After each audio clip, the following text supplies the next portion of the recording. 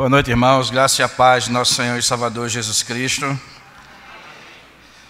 A mensagem de hoje à noite vai se fundamentar em duas passagens bíblicas que se encontram no Evangelho de São Lucas. A primeira passagem está em Lucas, capítulo 11. Evangelho de São Lucas, capítulo 11.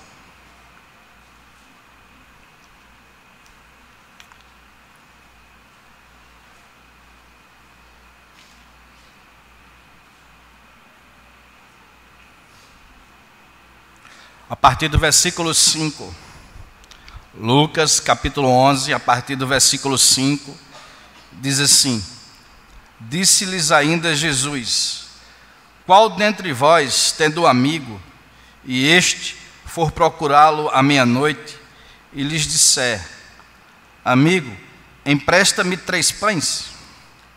Pois o meu amigo, chegando de viagem, procurou-me e eu nada tenho que lhe oferecer. E o outro lhe responda, lá de dentro, dizendo: Não me importunes, a porta já está fechada, e os meus filhos comigo também já estão deitados. Não posso levantar-me para te dar.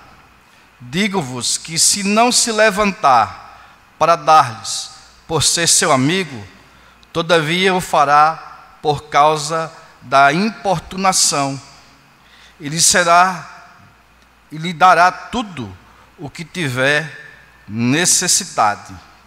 A outra passagem está em Lucas, capítulo 18, do verso 1 ao 8. Lucas 18, do 1 ao 8, diz assim: Disse-lhe Jesus uma parábola sobre o dever de orar sempre e nunca esmorecer. Havia em certa cidade um juiz que não temia Deus e nem respeitava homem algum. Havia também naquela mesma cidade uma viúva que vinha ter com ele, dizendo: Julga a minha causa contra o meu adversário. Ele por algum tempo não quis atender, mas depois disse consigo: Bem que eu não temo a Deus e nem respeito a homem algum. Todavia, como esta viúva me importuna, julgarei a sua causa, para não suceder que por fim venha a molestar-me. Então disse o Senhor: Considerai no que diz este juiz iníquo. Não fará Deus justiça a seus escolhidos, que a Ele clama dia e noite, embora pareça demorado em defendê-los? Digo-vos que depressa lhe fará justiça. Contudo, quando vier o Filho do Homem, achará, porventura, fé na terra? Amém. Irmãos, então, o tema da nossa mensagem de hoje à noite: o dever de orar sempre e nunca esmorecer. O dever de orar sempre e nunca esmorecer. Irmãos, é sabido de cada um de vocês que viver não é fácil. E cada um de nós tem por experiência própria, sabemos por experiência própria que conviver com ser humano é algo difícil. Dentro da família, os relacionamentos se desgastam, a gente se desanima. Tem pessoas que têm personalidades difíceis de lidar, e por isso muitas pessoas vão perdendo a esperança. Não são poucos hoje os pais que não têm mais esperança que os seus filhos vão melhorar. Não são poucos também as esposas que não têm mais esperança que o marido vai melhorar. E a gente vê, irmãos, cada vez mais pessoas esmorecidas, desanimadas, tristes, abatidas, melancólicas. E a gente sabe que relacionamento faz isso. Na realidade, fomos nós no século 21 que a gente forjou uma palavra, né? Relacionamento tóxico. E a gente sabe que tem pessoas que é muito difícil de lidar devido às suas personalidades. E isso vai drenando de nós a alegria de viver, a esperança. E isso que eu estou falando, irmãos, acontece em todas as áreas da sociedade. Se relacionar é difícil na família, relacionar-se também é difícil na profissão, patrão e empregado. Até mesmo dentro da igreja é muito difícil relacionamento de liderança com membros, membros com liderança, presbíteros e presbíteros, pastores e presbíteros.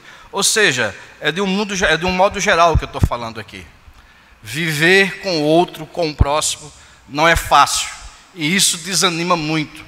E por que eu estou dizendo isso? Uma das razões que eu digo isso é que o nosso Deus na Bíblia, ele, como diz Calvino, né? Ele usa uma linguagem de acomodação. Muitas das vezes Deus se apresenta como pai, muitas das vezes Deus se apresenta como marido, muitas das vezes Deus toma emprestado a linguagem do dia a dia para poder se relacionar com a gente. E às vezes, irmãos, nós que somos criaturas finitas e pecadoras, a gente vai tendo uma péssima percepção nesse relacionamento que nós temos com Deus, e às vezes a gente atribui os relacionamentos tóxicos que nós temos uns com os outros a Deus.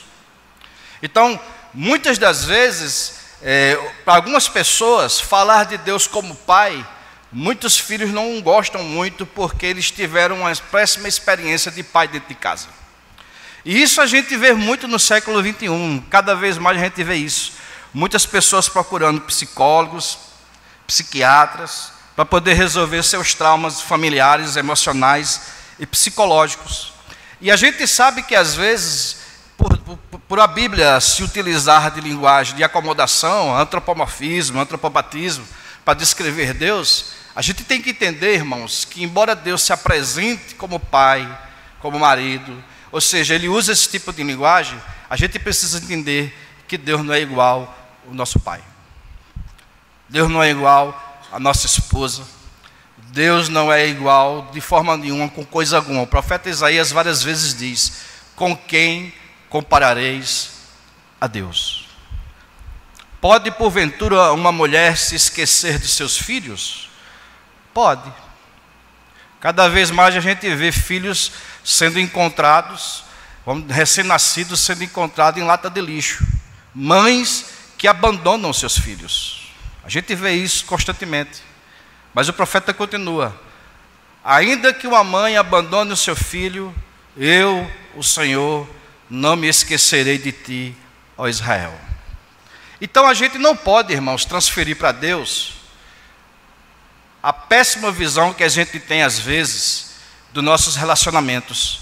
Porque Deus não é igual ao seu pai, Deus não é igual à sua esposa, Deus não é igual ao seu patrão, Deus não é nem mesmo igual ao seu amigo. A gente não consegue comparar Deus com ninguém, porque não tem como compará-lo. Ele é o incomparável. Mas a gente sabe que o nosso relacionamento com Deus é um relacionamento de uma perspectiva pessoal.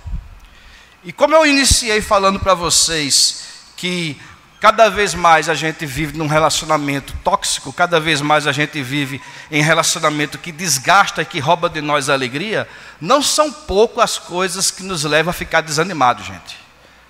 Não são poucas coisas que nos entristecem e que nos deixam de cabeça baixa. Não são poucas. Situações, circunstâncias, falta de emprego, dor, doença, tudo isso, irmãos, acarreta em nós desânimo, tristeza e melancolia. E isso eu não falo somente para quem é religioso. Eu já convivi com pessoas, eu convivo com pessoas que não é religiosas, que não temem a Deus, e que quando elas estão desanimadas, quando elas estão esmorecidas, quando elas estão abatidas, quando elas estão sem apetite, sem vontade, sem gana, elas não conseguem fazer nem aquilo que elas gostam. Não são poucas pessoas que a gente pergunta assim: rapaz, tu não vai jogar no final de semana não? Não vou nada, rapaz, eu estou sem vontade de jogar, eu estou sem vontade de assistir jogo, eu estou sem vontade de fazer aquilo que eu gosto porque eu estou desanimado. Só que quando a gente vai usar, quando a gente vai analisar a vida cristã, quando um cristão ele está esmorecido, quando um cristão está desanimado, ele fica muito mais do que assistir televisão, ele fica muito mais do que querer ir para algum lugar. Cristãos abatidos, desanimados e esmorecidos, a primeira coisa que acontece na vida dele, sabe o que é? É que ele para de orar. Crentes esmorecidos não oram. Crentes desanimados e tristes não buscam a Deus em oração. E o Senhor Jesus sabia disso. É por isso que ele conta aqui duas parábolas. Nós temos aqui duas parábolas que eu acabei de ler. Todas as duas são duas histórias diferentes, mas o propósito é o mesmo: o dever de orar sempre e nunca esmerecer. Na primeira parábola, na primeira história, que eu li no versículo 5, se vocês abrirem novamente Lucas capítulo 11, e não fechem Lucas capítulo 11, deixa aberto, por gentileza, você vai ver que o contexto, antes de ele contar a história, no capítulo 11, versículo 1, Lucas diz assim, ó: de uma feita estava Jesus orando em certo lugar. Eu estou lendo Lucas capítulo 11, versículo 1. Quando terminou, um dos seus discípulos lhe pediu: Senhor, ensina-nos a orar, como também João ensinou aos seus discípulos. Então, tanto o Senhor Jesus Cristo quanto o primo dele, João Batista, eles eram homens de oração. E aqui é que nós vemos a primeira vez em que os discípulos dão um imperativo a Jesus: ensina-nos a orar. Aí Jesus, aqui no versículo 2 ao 4, vai ensinar a tão conhecido oração do Pai Nosso. E o que eu quero que vocês entendam é o contexto aqui. Depois que ele fala da oração do Pai Nosso, aí ele vem com essa parábola. E preste atenção agora, irmãos. As duas parábolas, por natureza, Jesus está fazendo aqui um contraste. Eu vou repetir, nas duas parábolas, Jesus está fazendo um contraste. Há uma diferença aqui muito grande. Jesus vai deixar bastante claro que não é assim com o Pai Celestial. E veja, no versículo 5, ele conta a história, e aqui é interessante que eu faça uma observação. Toda essa história aqui, ela é bizarra. Porque nos dias de Jesus, a primazia dos indivíduos nos dias de Jesus, sabe o que era? Hospitalidade. Eu mesmo sou um personagem do século 21, eu fico escandalizado com a hospitalidade que eu vejo na Bíblia. É só você ver lá a história lá de Juízes, no final do livro de Juízes, é só você ler a história de Gênesis capítulo 18, onde as pessoas oferecem as suas filhas, para que as pessoas não molestassem o seu visitante. A hospitalidade nos dias de Jesus era algo visto com primazia, irmãos. A tal ponto que os escritores hebreus, ele descreve uma crença, uma lenda, um mito e uma verdade que acontecia em Israel. Muitas pessoas, sem saber, hospedaram anjos, melhor dizendo.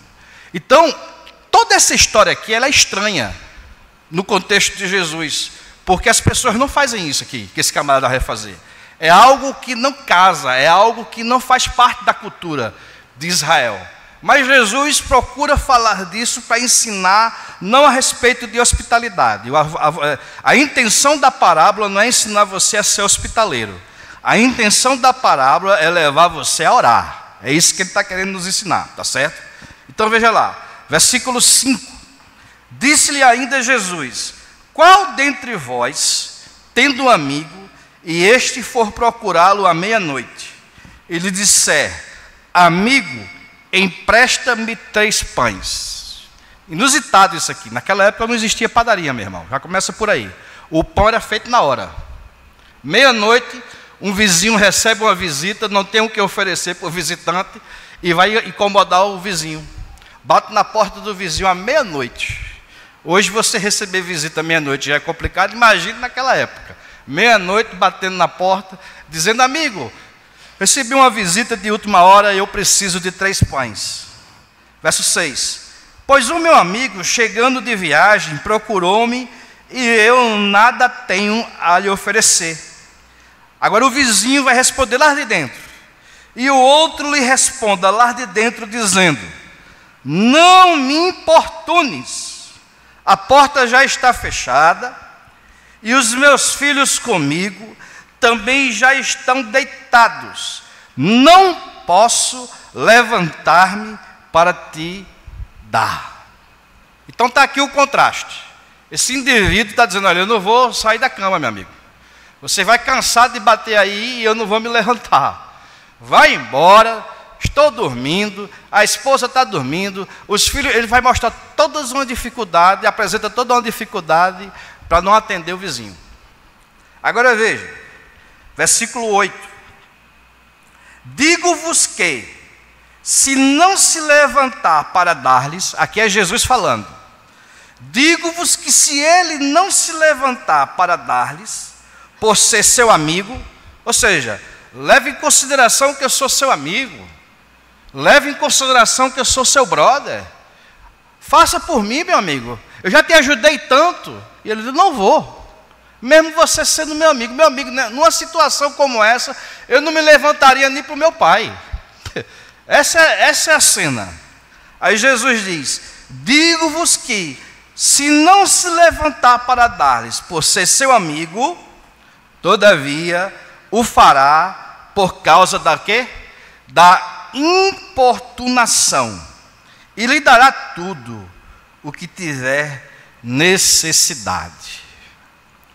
Já ouvi muitas pregações acerca dessa parábola aqui, e muitas delas eu não concordo sobre hipótese alguma, porque não está entendendo o foco da parábola. Perceba que Jesus está dizendo o seguinte, que de tanto importunar, de tanto ser chato, vamos dizer assim, o camarada se levanta e diz, está aí, eu já fiz o pão, vai lá e atende o teu visitante.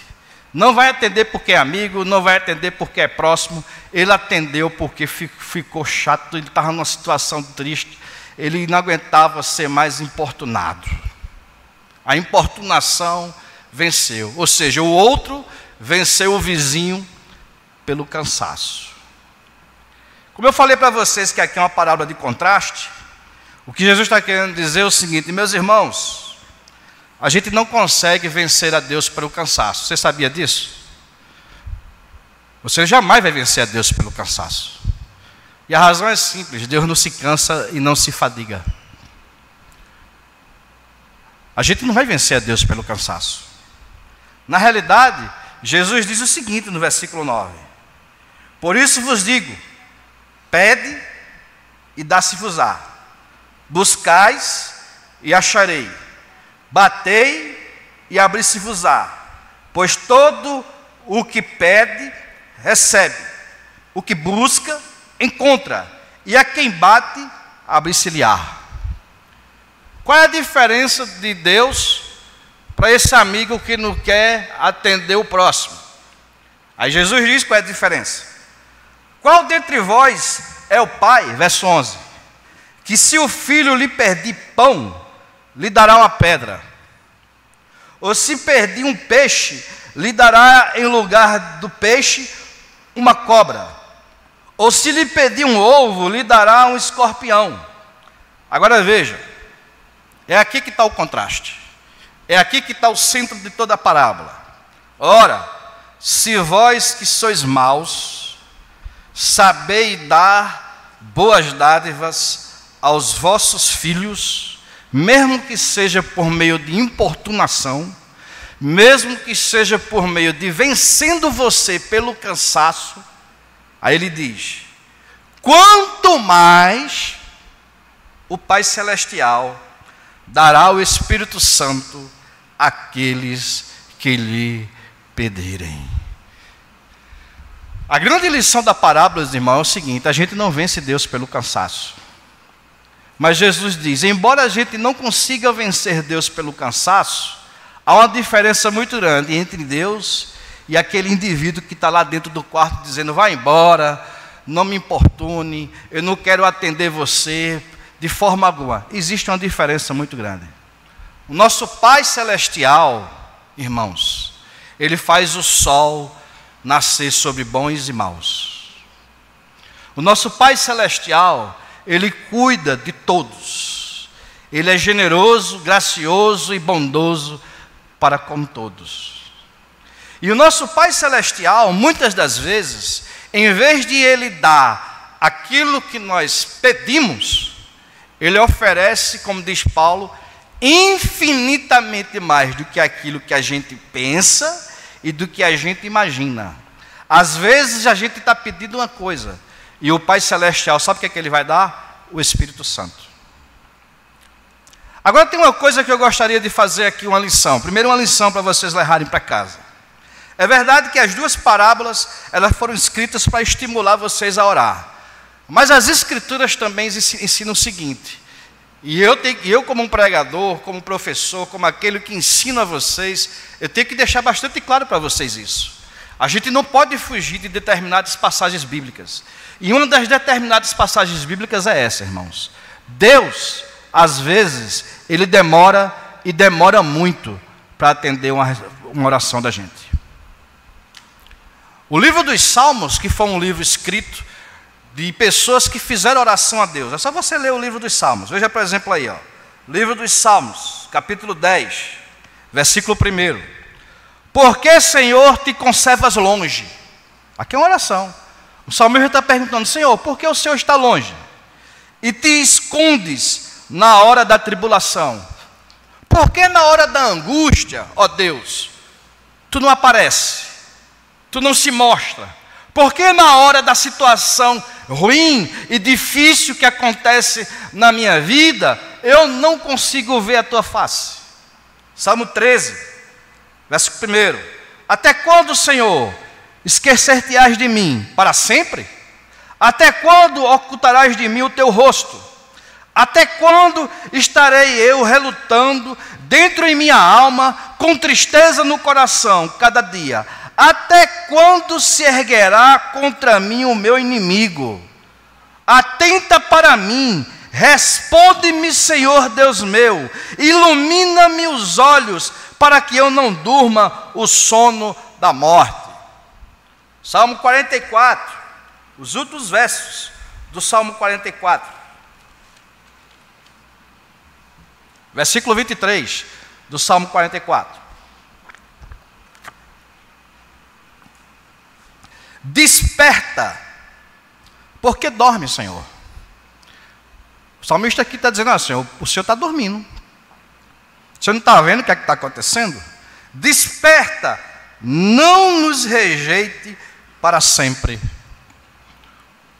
Tem salmos, Salmo 94, que o salmista diz, o Senhor é cego, que o Senhor não está vendo?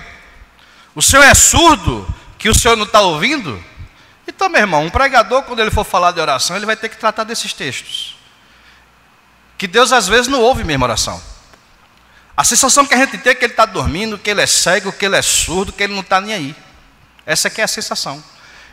E não sou eu que estou dizendo, são os salmos que dizem isso. 400 anos um povo de Deus passou no Egito, irmãos. Quantas pessoas não oraram a Deus? Quantas pessoas não disseram, Senhor, atende, Senhor, tem misericórdia, Senhor, ajuda, Senhor, faz alguma coisa? Quantas pessoas? E morreram e não tiveram as suas orações atendidas. Ou seja, eu vou estimular vocês a orar, mas para que vocês sejam estimulados a orar, vocês têm que entender que às vezes Deus não ouve mesmo não, meu irmão. Deus não ouve mesmo não. Tem momentos que Deus diz, olha, nem mesmo se Jeremias, nem mesmo se Noé, nem mesmo se Moisés clamasse, eu ouviria. Nem mesmo. Porque quando Deus não quer ouvir, Ele não vai ouvir, ponto final. Mas Jesus aqui está dizendo o seguinte, diferente daquela pessoa que atendeu porque foi vencido pelo cansaço, o nosso Deus, Ele não precisa ser vencido pelo cansaço. Sabe por quê? Porque o Senhor é bom e a sua misericórdia dura para sempre. Embora, muitas vezes, Ele não escute sua oração. Embora, aparentemente, Ele esteja distante, indiferente, Jesus diz, mesmo que as aparências levem você a pensar que Ele é cego, que Ele é surdo, que Ele está dormindo e que Ele não se importa, Jesus está dizendo, Ele se importa sim. O vosso Pai Celestial sabe do que vocês estão passando. Essa é a primeira lição dessa parábola. Vamos para a segunda. Lucas, capítulo 18. Uma segunda parábola que o Senhor conta com o mesmo objetivo. Essa história aqui é assim. Disse-lhe Jesus uma parábola. Então Jesus está revelando aqui os mistérios do reino dos céus, quando o assunto é oração, sobre o dever de orar sempre e nunca esmorecer. Então Jesus quer, irmãos, que vocês não desanimem, que vocês não fiquem esmorecidos, que vocês não percam a esperança, que vocês perseverem na oração. E o que é que ele faz para isso? Ele conta uma história. Havia em certa cidade um juiz que, de acordo com Lucas, ele não temia Deus e nem respeitava homem algum. É como eu costumo dizer, né? Se a Bíblia tivesse sido escrita numa linguagem nordestina, Lucas ia dizer assim: ó, havia em uma certa cidade um juiz que era o cão chupando manga.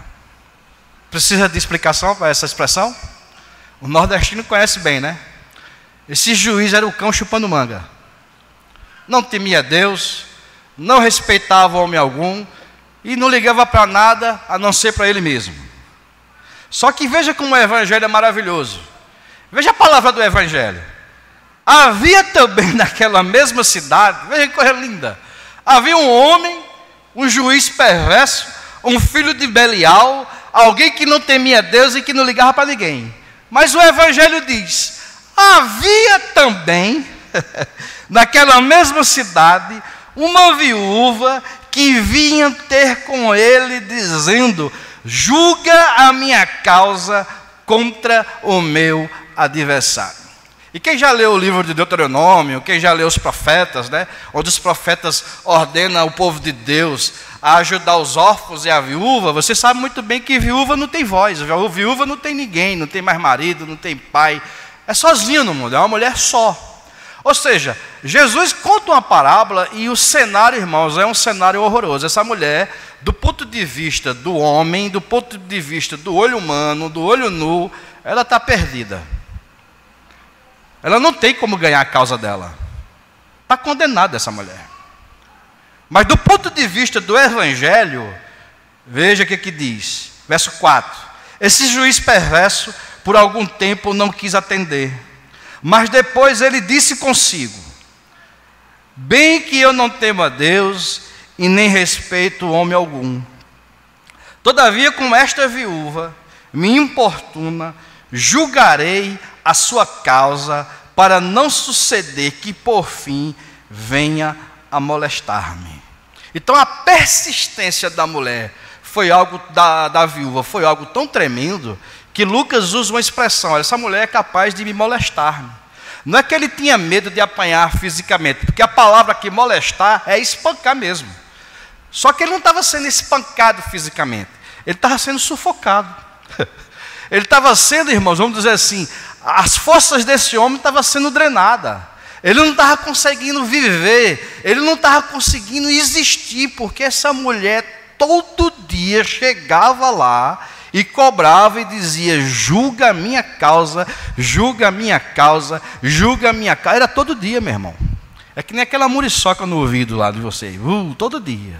Aquela cigarra em cima da telha da casa, aquele grilo dentro de casa que você procura e não acha, e toda noite ele aparece lá. É muito pior do que isso. Todo dia essa mulher chegava lá e dizia: julga a minha causa, julga a minha causa, julga a minha causa. Que esse juiz perverso, que não teme a Deus, que é o cão chupando manga, diz: meu Deus do céu, essa mulher não me deixa em paz. Olha, eu vou julgar a causa dela. E o grego dizia o seguinte: eu não vou nem avaliar, eu vou dar causa ganha. Eu vou dar causa ganha para ela, porque eu quero me ver livre dela. As palavras de Jesus agora, versículo 6. Então o Senhor Jesus diz: considerai no que falou este juiz iníquo. É um contraste também. O nosso Pai, irmãos, o nosso Deus, ele não é como esse juiz iníquo. Jesus está nos ensinando aqui a perseverar. Porque na língua portuguesa, nos dicionários, persistir e perseverar é a mesma coisa. Mas na Bíblia, na teologia, no ensino do Evangelho, há uma diferença entre persistir e perseverar. Persistir é você insistir, repetir. Jesus mesmo não concorda com persistir. Jesus diz: quando você for orar ao Pai, não presuma que pelo muito persistir, pelo muito falar, ficar repetindo, falando a mesma coisa. Não pensem que por você persistir na fala, você vai ser ouvido.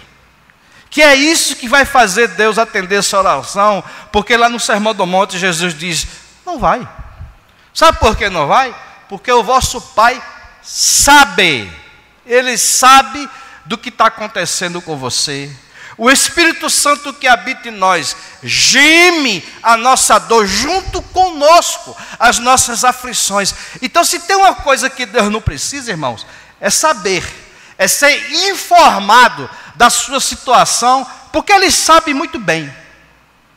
Então Ele não está falando aqui que a gente deve persistir. Ele está falando que nós devemos perseverar. Aí talvez você me diga, Márcio, qual é a diferença? Veja em Romanos, antes da gente terminar a parábola. Romanos, capítulo 5. Veja onde essa outra palavra aparece. Aí você vai entender melhor do que eu estou dizendo. Romanos 5, versículo 3. E não somente isto, mas também nos gloriamos nas nossas tribulações. Então a gente somos chamados como povo de Deus a nos gloriarmos, a nos alegrarmos pelas tribulações que acontecem em nossa vida das mais diversas formas. E por que nós devemos nos gloriar nas tribulações? Aí Paulo apóstolo diz, sabendo que a tribulação produz o quê? Perseverança. Não é persistência em pedir, é perseverança. Qual é a diferença? Quando Pedro, lá em em Atos, capítulo 10, ele subiu no eirado para orar, ele foi orar a Deus para pedir comida. Mas Pedro nunca poderia imaginar que naquela oração persistente dele, ele iria aprender uma coisa tremenda na vida dele. Ele orou pedindo alimento. Mas a perseverança dele, Deus por meio da perseverança dele, ensinou algo muito profundo para Pedro. Deus disse para Pedro, Pedro, tu precisa parar de ser legalista e racista. Porque ele não queria visitar Cornélio. Paulo orou 3 vezes, persistiu falando 3 vezes. 3 vezes, Senhor, tira de mim o espinho, tira de mim o espinho. Mas Deus usou a persistência dele e transformou em perseverança, ensinando a ele o seguinte, é na fraqueza que você é forte. Então, irmãos, a tribulação vai produzir na gente, sabe o quê? Perseverança. E a perseverança vai produzir em nós experiência. E a experiência, esperança. Ora, a esperança não confunde, sabe por quê? Porque o amor de Deus é derramado em nossos corações, por causa de quem? Do Espírito Santo que nos foi dado. Irmãos, a oração não muda Deus. Deus não vai mudar por causa da oração. Os propósitos de Deus são eternos e imutáveis. Mas quando a gente persevera em oração, quem muda é a gente. A gente muda. A gente aprende, a gente amadurece. Existe uma forma toda especial, uma conexão profundamente espiritual entre aquele que ora e Deus, onde Deus se utiliza da perseverança da nossa oração para transformar os nossos pensamentos, transformar o nosso caráter, mudar os nossos sentimentos. E eu penso em Jacó. Jacó andava com as 2 pernas e confiava nele mesmo. Mas quando ele perseverou em oração, quando tudo da vida dele caiu por terra, todas as muletas caíram, e ele ficou encurralado, sabendo que o irmão dele ia vir e que iria matá-lo, aí ele perseverou em oração. Sabe o que é interessante? É que ele ficou aleijado. Andou aleijado e manco por resto da vida. Mas o nome dele mudou, de Jacó para Israel. A perseverança na oração nos leva a isso. Deus não muda, quem muda é a gente. Nossos pedidos vão mudando, nossa visão de Deus vai mudando, nossa percepção de Deus vai mudando. Ou seja, quando Jesus contou essa parábola de Lucas 18, irmãos, ele está ensinando justamente isso. Ó. Considerai no que diz este juiz iníquo. Não fará Deus justiça aos seus escolhidos, que a Ele clamam de dia e de noite, embora pareça demorado em defendê-los? Irmãos, nós somos chamados para orar por tudo, orar sem cessar, e nós oramos por tudo. Mas o que a parábola está nos ensinando aqui, é que cada um de nós que somos escolhidos de Deus, a gente vive nesse mundo, mas a gente precisa entender que nós como cristãos, como povo de Deus, nós que vivemos nesse mundo, nós somos projetos de algo muito maior do que trabalhar para comer 3 vezes por dia. Nós somos um projeto muito maior do que simplesmente educar filhos. Nós temos um projeto de vida muito maior do que meramente trocar de carro, comprar uma casa. Nós temos um projeto muito maior do que meramente sobreviver. Porque se a nossa esperança em Cristo só se limita a comer 3 vezes por dia, pedir a Deus dinheiro para pagar aluguel, trocar de casa e aluguel, nós somos os mais miseráveis de todos os homens. A gente ainda não entendeu o reino de Deus. O reino de Deus é muito mais do que comer 3 vezes por dia, trocar de carro, pagar aluguel. Nós somos chamados para sermos discípulos de Cristo e sermos embaixadores do reino de Deus aqui na terra. E com isso eu estou querendo dizer o seguinte, que muitas das nossas orações mesquinhas, que a gente pede todo dia para que Deus mude o marido, mude a esposa, mude os filhos, mude sei lá quem, mude o cenário, mude o quadro, mude isso, são orações mesquinhas às vezes. A gente não entende que no reino de Deus nós somos vamos dizer assim, nós somos pessoas que trabalhamos para o reino de Deus e nós estamos aqui para ser muito mais do que marido, muito mais do que esposa e muito mais do que filhos. Nós estamos aqui para ser embaixadores de um reino muito maior do que a sua vida pequenininha, muito maior do que seu marido, muito maior do que seus filhos. Nós servimos um Deus, irmãos, que Jesus diz, aquele que amar pai e mãe mais do que eu, não é digno desse reino. Porque se você ficar olhando para as respostas de Deus nas coisas pequenas da vida, pode ter certeza, analise sua vida, são muitas poucas as orações pequenas da nossa vida que Deus responde. Muita pouca. Muitas vezes nós oramos e Ele não responde. E Ele não atende. Porque a gente tem que entender, irmãos, que o reino de Deus é muito mais do que comida e bebida. O reino de Deus é alegria no Espírito Santo. E a grande lição que vocês têm que levar para casa é os versículos 8, 7, melhor dizendo, no versículo 8, que diz assim, digo-vos que depressa lhe fará justiça. Chegará um dia em que os seus clamores por justiça serão atendidos. Não vai haver mais criminalidade, não vai haver mais doença, não vai haver mais corrupção. Mas esse dia não é hoje, irmãos. Esse dia não vai ser amanhã. Esse dia não vai ser depois de amanhã. Esse dia vai ser quando Ele voltar. Aí o leão vai viver com o cordeiro. E a criança vai guiar a serpente. Mas não é hoje esse dia. Enquanto esse dia não chega, a palavra do Evangelho pergunta para você o seguinte, enquanto a justiça de Deus não vem, enquanto Deus não atende teu clamor, enquanto você não recebe uma resposta divina, enquanto a circunstância não muda, enquanto o cenário não se modifica, a pergunta do Evangelho é o seguinte, contudo, quando vier o Filho do Homem, achará, porventura, fé na terra? Você consegue conviver e amar a Deus, mesmo em circunstâncias, em situações desfavoráveis? Como é que está o teu coração, meu irmão? Como é que está a tua alma? Porque Jesus está perguntando, enquanto o cenário não muda, enquanto a situação não se modifica, a minha pergunta é, você ainda vai continuar acreditando em mim, mesmo que eu não transforme em água e vinho? Você vai ainda continuar acreditando em mim, mesmo que eu não mude e modifique o seu marido, sua esposa, seus filhos, ou mude a sua circunstância e a sua situação? Essa é a pergunta. E como é difícil, irmãos, Abacuque mesmo, ele teve que aprender isso, né? Na própria pele. Ainda que a figueira não floresça, ainda. Deus está dizendo, olha, vocês vão para o cativeiro, e para o cativeiro vocês vão. E como é que a gente vai sobreviver? Vocês vão sobreviver como sempre sobreviveu. Não só de pão viverá o homem, mas de toda palavra que procede da boca de Deus. É assim que a gente sobrevive. A gente não vive somente de pão. A gente vive de pão também. A gente quer pão, a gente quer água, a gente quer casa própria. Não tem problema nenhum com isso. Mas a palavra do Evangelho diz, você foi chamado para além disso.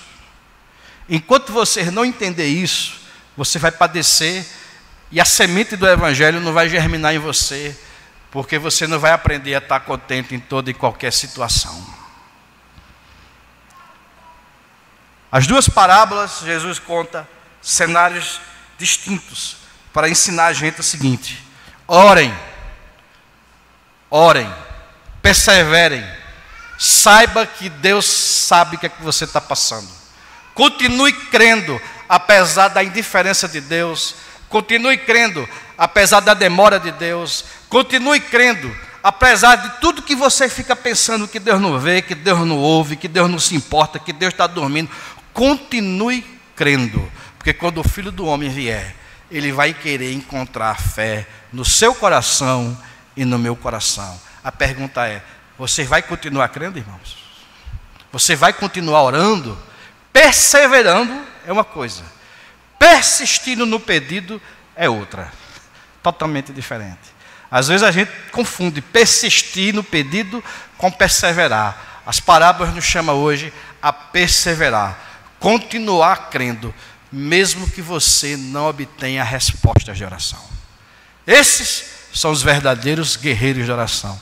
É por isso que os escritores hebreus são homens e mulheres dos quais o mundo não era digno, porque não receberam nenhuma resposta de oração, mas mesmo assim continuaram crendo.